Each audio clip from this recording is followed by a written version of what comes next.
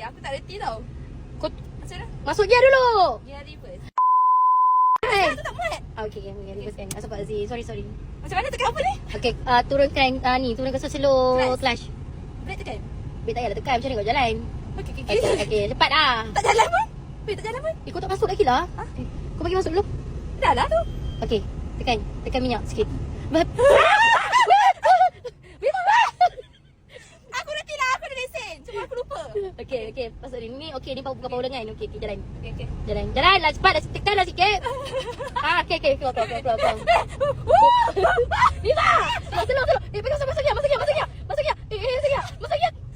Dua lah kan? Dua sana. Kenapa tak jalan?